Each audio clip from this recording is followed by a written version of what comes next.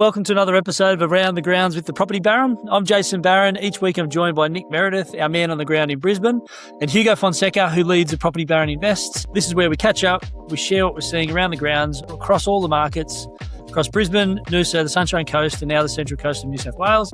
No hype, no headlines, just real conversations, real insights on what's actually happening on the ground. Good morning, Nick and Hugo. Morning, guys. How are we? Very well. Morning. So what are we seeing on the grounds at the moment, boys? What's happening in Brisbane at the moment, Nick? Yeah, it was a little bit, I guess last weekend was a little bit quieter because we had the show, the Equus, we call it here in Brisbane. So that probably had numbers down a little bit.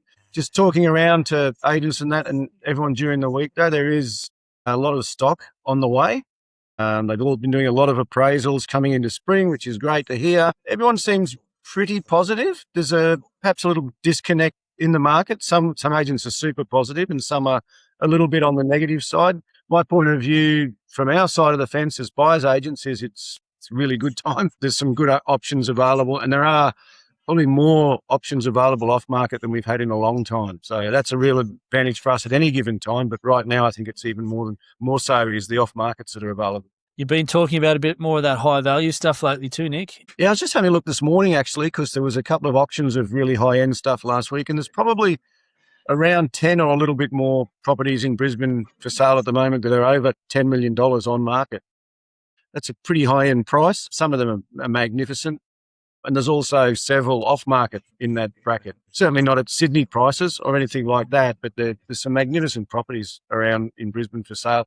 Across the whole spectrum too, like high end penthouse units to big acreage, sort of 20 minutes, half an hour from the city.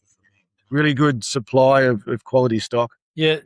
Well, there's always good quality stock through Brizzy, particularly some of that stuff down the river. Yeah, there is. And, you know, around the river obviously is a hub for it, but there's a couple that have come on this week further out, Brookfield, Pullenvale out that way, which anyone doesn't know, it's sort of west of Brisbane. It's largely acreage and horse style properties, but there's a couple of that have come on out there that are, yeah, they're just fantastic properties. I mean, one of them that's on there that Sotheby's have got, wish I could buy it myself. It's just magnificent. You could just live out there in your own little oasis, your own world. You got pretty easy access to the Gold Coast from out there. Just jump on the motorway. So as much as you're in your own little world on 5 acres, you're pretty close to city and the Gold Coast as well. So that's going to be really popular, that property. You mentioned as well the off-market properties in that high price point.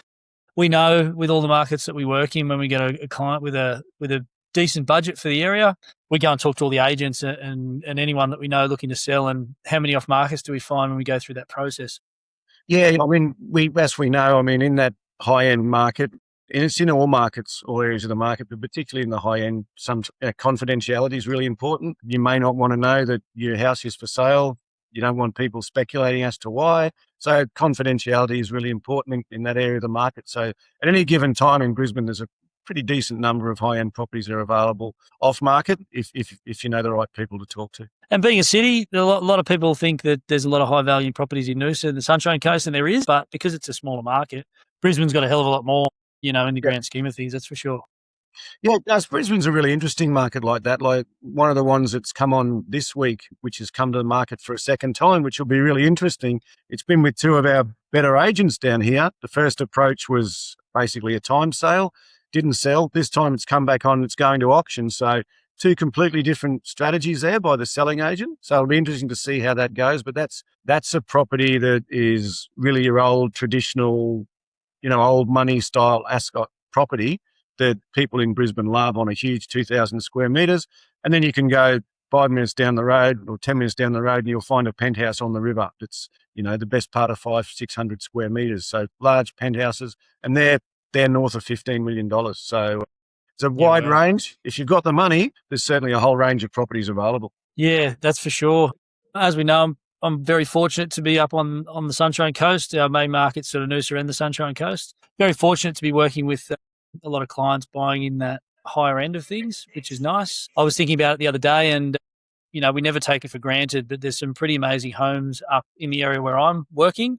Sometimes we sort of get bogged down in work. Some of the stuff that we have a look at and go through is pretty exciting. At the moment up here, we've got a good amount of buyers in a higher price point that we're working with. We've probably got a handful over 3 million, between about $3 million up to about 15. And like we mentioned before, it's when we get those clients, they want to save time, they don't want everyone to know who they are. Confidentiality is super important, but also getting our hands on those off-market properties, which we always get a lot of in the higher price points. It's not easy to get into that price point as a buyer's agent, obviously.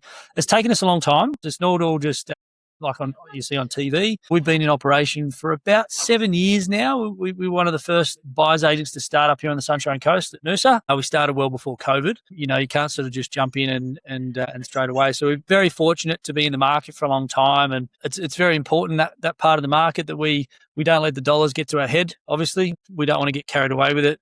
It's very important to keep a level head and also advise our clients, in that price point. People might see that there's a lot of money to be made in there, but it's not about the money for us. It's about getting out there and making sure that we help the client to make the best decision they can, right? Yeah, absolutely.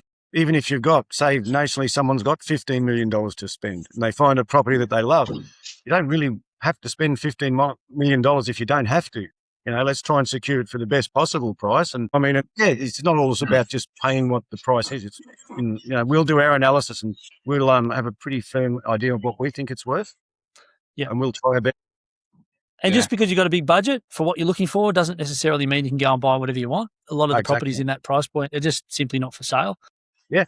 I think also at those price points, there's always been and there always will be off-market opportunities, which is where we can come in as well. But I think back to a few months ago when the market was obviously hotter and there's a lot of people promoting the off-market situation.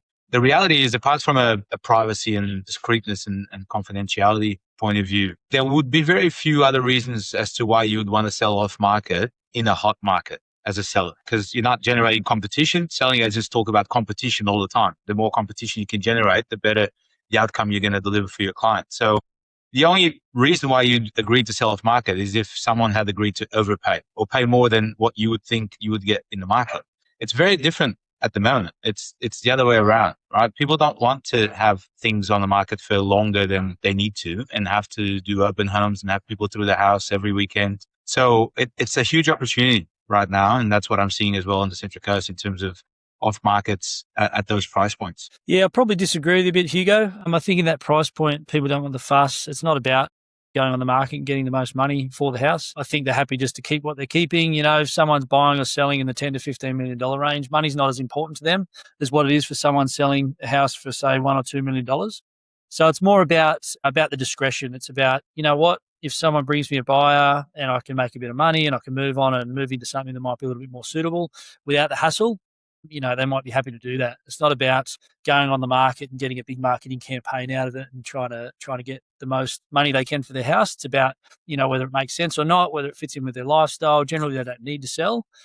So I think different factors coming into that higher price points. And I think for those reasons, that's why we find a lot of off markets in those higher price points, and even more so comparable to how many properties sell.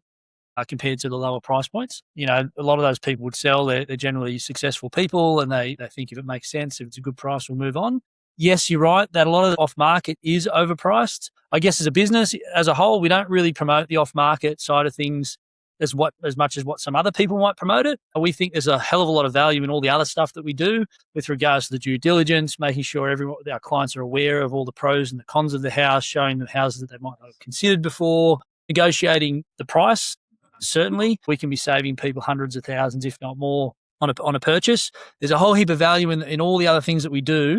A lot of people come to us with the fact that the off-market properties are the highest value and that's all they come to us for. What we've got to do is when we get those people that come on or potentially come on as clients, we've got to explain to them all the other value, because it's not usually until they start going through the process that they start seeing all the other value that we have to offer. So a lot of buyers agents out there do dangle the carrot and they say, we get all these off-markets and this and that. And at the moment, we've got hundreds of off-markets in our off-market spreadsheet. And that's just for the Sunshine Coast, Noosa, not to mention Brisbane and down there on the Central Coast, which is huge value, don't get me wrong, but there's a whole heap of value in all the other things that we do as well, not just the off-markets. Tomorrow's Saturday, game day in real estate. I'm going to be out in Noosa Hinterland. We've got a few buyers that we're looking through Doonan, Timbiwa, out Mount Karoi from about 2.5 million up to 7 million.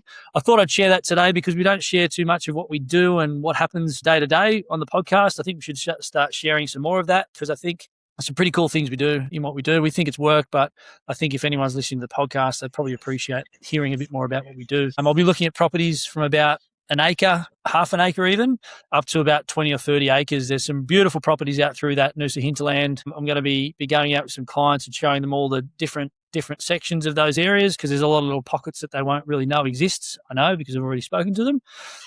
So I'm excited to get out there. There's also a big auction this weekend that I'm keen to go and have a look at. And that's being auctioned with Adrian Reid up at Noosa Sound. It's 18 Key Court, Noosa. It's at 2:00. It's one of those rare opportunities where it's an old low-set brick house on Noosa Sound, which is amongst some of the most prestigious properties in the area. It's basically going to be selling as a block of land. So it'd be really interesting to see how that goes. I think that'll give us a good indication how the high end of the market's going at the moment, because as a block of land as it is, it's probably somewhere between, somewhere around 8-9 million for that block of land. It'll be interesting to see whether it sells above or below. I know there's a lot of people that have been waiting for these kinds of blocks to come up. People love to get an old block of land that you're paying land value for, build a house. I mean, just to give you an idea, it might sound like a lot of money, $8-9 million for a block of land, but if you put a really nice architecturally designed home on the block, you'd be pushing right up towards that $20 million range if you do it really, really nicely. So there's definitely money in it for a builder or a developer, but also probably more so for people looking to live on Noosa Sound, build their own home. They're not paying a premium for a house that's already there that they need to bulldoze, which is probably going to cost them, 12, 13 million. They're going to buy for 8 to 9 or thereabouts, and have their dream home for a few million more than that, depending on how much they spend on the build. Where do you expect the buyers to come from for something like that, Jason? Are they going to be interstate? Are they going to be Brisbane? Are they going to be local? They'll be everywhere. There'll definitely be some locals looking at it, for sure. Some local Noosa people who have got the budget. I'm sure Adrian's talking to a lot of buyers about selling their other house if they buy this one. He's very good at that. So there's going to be a lot of locals. Yeah, they'll come from Brisbane. They'll come from further afield as well. The issue at the moment, traditionally a lot of Melbourne people come up to Noosa, but at the moment with the Melbourne market being not so great, I don't suppose there'll be as many Melbourne buyers looking. But then again, when you're spending $8 to $9 million on a house in Noosa Sound, you're probably building a house for $4 million, $5 million. So money's not generally an issue so much for those people as well. So they could continue living in Melbourne, not needing to sell, and just buy this with whatever they've got. So there is an existing house on the property, did you say? Or there's an existing low-set brick house. Yep. It's an old brown brick place from probably the early 80s. So does that exclude foreign buyers then, because there's a house on there at the moment? Not necessarily. So if it's a foreign buyer and they build it and they develop it into more accommodation, read into that how you will, there could be a way for them to do it. With that block, you can't exactly build another dwelling on the block because it's a low-density residential. It'll have to be one dwelling. Yeah. So whether you can argue that you're building a bigger house and creating more accommodation or not, you might not get away with it. If someone buys it, builds a house, sells it as a new house, potentially that could be an opportunity or a better opportunity for a foreign buyer to come and buy a new house. Yeah, thinking something along those lines. Yeah, that could be a thing as well. But I guess foreign buyers would prefer to have a new house to buy. That'd come more within the foreign buying rules and regulations for sure. For sure. What's happening down your way this weekend, Hugo? Pretty cool part of the world down there too. You got some really nice high value properties through the Central Coast in New South Wales, that's for sure. Absolutely, mate. Some gorgeous places. I've been sharing a few on our Instagram as well, and I'm just blown away every weekend because there's always something new and amazing to check out, and lots of opportunities at the moment, talking to a lot of the agents, particularly at that higher end, sort of 4 million and above. They're starting to pick up, actually. A few more listings, but also more interest and more buyers coming on. And there's a bit of a slowdown in the market for a period there. But I think those buyers that have that capacity to purchase at those levels are now starting to see some really, really good opportunities. They're coming back in to snap them up. So that's been really good to see. And that's been the feedback from a lot of the agents. And then there's that middle bit, 2-3 million, which is taking a little bit longer, but the right properties are still selling and selling well. So it's been great. I went to this gorgeous property last week down in Pearl Beach, 7 Gem Road, Pearl Beach. If anyone wants to check it out. Absolute beachfront, literally on the sand. You can walk out of your house and straight onto the beach there, flat. So we're not talking about sitting on a cliff face just with the views, but then you have to walk for 10 minutes to get to the beach. And it was gorgeous. It's a very exclusive and secluded sort of pocket of the Central Coast, but highly sought after for those types of buyers that want to live in those areas and be surrounded by similar like-minded people, executives, celebrities, etc. So gorgeous place there. It's amazing when you think about how close some of those Central Coast spots are, some of the more blue chip type expensive stuff are to some of the most exclusive, expensive markets in Australia, really. Mate, it is. And I think a lot of people don't realize it. A lot of people don't realize that. Again, I was talking about that on the weekend with the agents. I was in some properties they were priced around the high 3s, low 4s, and we could see Palm Beach from them, right? And you can get to Palm Beach fairly easily on your boat, and yet the same type of property would cost 3, maybe 4, maybe some of them 5 times more down in Palm Beach, right? So why not move up here, get the best of both worlds, get the beach side, but also the lifestyle and everything else that Central Coast has to offer. When you think about it, if you need to drive down to Sydney, it probably doesn't take that much longer from here than it would from Palm Beach, having to go across all the northern beaches and Spit Road and whatnot. So that's the hidden treasure that I think we have here on the Central Coast, and a lot of people still haven't realized. Can you see Summer Bay? Can you see Summer Bay from there? Summer Bay. I tried looking for it, but I couldn't spot it from where I was. It should be easy to find because it's where they have car accidents, train crashes, everything. So just look out for the sirens. It must be somewhere around there. Well, it's right there, isn't it? It's the whole peninsula, I think. Yeah. I never used to watch that show. Maybe you did. Anyone who lives in Summer Bay can't drive. So listen out for the sirens, mate. You talk about how easy it is to get to Sydney from Central Coast. If you drive from Palm Beach through the Spit, and if you get a bit of traffic, that'd be a nightmare of a drive compared to what it would be directly from the Central Coast down the freeway, even, wouldn't it? I used to live on the northern beaches back in the late 90s around there, and if you wanted to go anywhere from Neutral Bay, that side of the Spit Bridge, in from there on a Sunday afternoon, and this military road runs through, just forget it. It was a nightmare, absolute nightmare of a trip. And then if you happen to catch the Spit Bridge being lifted up, you could sit there for God knows how long. It was a nightmare of a trip every weekend. I used to go surfing out there, Manly and Curl from Sydney when we used to live down there back in the day. And we used to get that bridge sometimes. That was a nightmare. It was a nightmare when you got the Spit Bridge. I remember going to games and running late. No, the bridge is up. Yeah. Caused a few dramas. Very good. Anyone want to add anything else? Yeah, just in Brisbane this weekend, we got, obviously there's a team of us in Brisbane, we've got a really wide range of briefs and searches we're working on at the moment. So team will be out all over Brisbane. We've got investment clients with a range of budgets. We've got people looking for good quality units. So there's a team of us here. We'll be out and about over a lot of suburbs, covering a lot of ground on the weekend. So if you do see us out there, say hello. We've always got our gear on and that. I myself will make sure I pop into 1 Sutherland Avenue, Ascot, to have a look. That's a new listing that's come on. That is probably the best street in Ascot, in Brisbane down there. There's been sales. There's a sale in there for 24 million a couple of years ago. So there's been some really high-end stuff, some beautiful houses. So I'll be popping in there to have a look for sure. Because it's still a really cool, fun part of the job, getting into some of these amazing properties and just having a look. Definitely. On another front, we might mention that we pulled out of REBA this week. It's the Real Estate Buyers Agent Association of Australia. We decided not to renew our membership. Pretty bold move from us because we've been with REBA for 5 years now. Look, there's been some recent decisions made within the organisation that we feel fall short of the high standards that we hold ourselves to within our business. There's lots of really amazing buyers agents that are a part of REBA.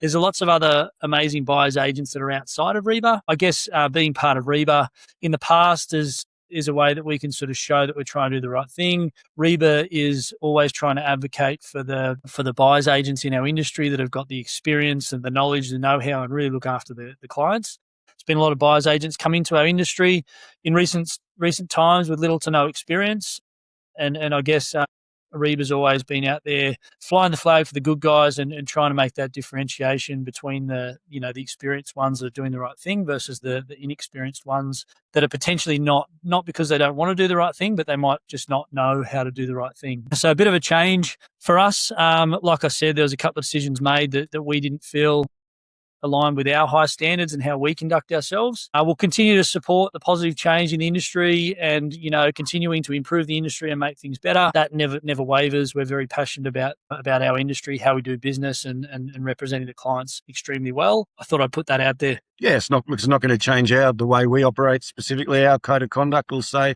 much the same. We'll continue to do what we think is the right thing.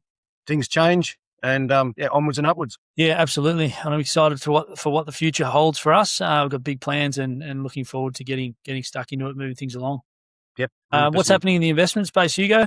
A lot's happening at the moment, to be honest. I feel like things are picking up. And again, that's the feedback that I'm getting in some of the markets that we're purchasing for. I think we had that period where everyone was waiting for that certainty that I keep talking about that you shouldn't be waiting for because everyone is. But since the rate hold a couple of weeks ago now, I think it was last week, we've started to see a pickup in people coming back into the market. So again, if you're an investor, you've been thinking and umming and ahhing about it, now is a really good time to get in because people are starting to feel a bit more stability and certainty. And as spring hits us, know that a lot of them will be back. So it's about getting on that wave before the wave comes, not whilst it's already ahead of you and you're trying to chase it. We certainly have seen the smart investors get in the market, haven't we? With all the things that have been going on, they'll look back on this time to say, you know what, I had the guts to make that decision to get in when other people were getting out. And history tells us that that's the best time to get in as an investor, for sure. Absolutely. And there's been a lot of talk about rents in the news, et cetera, as well, right? And we're seeing that. We're seeing those increases. They're not $2 a month. I think it was the forecast of $2 a week more. $2 a week. They're $2 a week. They're a lot more than that. And that is, at the end of the day, going to attract investors back in as well because yields will start going up. I think the other part, just that a lot of people may not understand, is we talk about replacement costs all the time. As established house prices come down a little bit with this slowdown in the market, it becomes more and more attractive than a new build. And more people will shift towards established houses and away from new builds, which means two things: a floor for the prices, so they won't keep going down and they'll start to stabilize. But it also means less new builds being built. So once it starts picking up again and that demand comes back in, guess what? We'll have demand again, but we'll have even less supply than we had before because we've been building less. And what happens then? We all know we've been through it the last few years. So yeah, now's definitely the time. Did you see that big announcement that came out this morning about apprenticeships? No. The government's going to spend $5 billion to get more apprentices into apprenticeships. Right. Interesting. No, I'm joking. You're joking? I'm joking. That might actually fix the housing prices. I thought that was a bit strange for them to be doing those types of things. That's a bit too smart. That actually could start to look at changing and fixing the housing crisis that we've got, lowering the price of construction. But that's not being talked about at all. No. It's not. So that's it from an investment point of view. Lots happening. Still got heaps of clients that are wanting to get in now. And it's no doubt one of the best times to get into the market. So can't wait for spring to hit and for us to get over this lull. Onwards and upwards. Very good. Anyone want to add anything else? No, not particularly. Just looking forward to getting out there. Should be a nice day in Brisbane. As you said before, Jace, it is game day for us in real estate. Saturday's the busiest day. And I was just having a bit of a look at the plan we've got for tomorrow. And you need the running shoes on tomorrow. We've got two to get through. So it's a busy day ahead. You could get Jack to do all the running for you. Yeah, well, I still won't. I don't think anyone in Australia in buyer's agent, no matter what you are, will ever be your time for getting through a property and the speed in which you do it. But we'll do our very best. Very good. All right. Well, in that case, that'll be the end of it. Thanks everyone for listening. Don't forget to follow the podcast on Spotify, Around the Grounds. Thanks, guys. Have a good one. See you, buddy. Bye.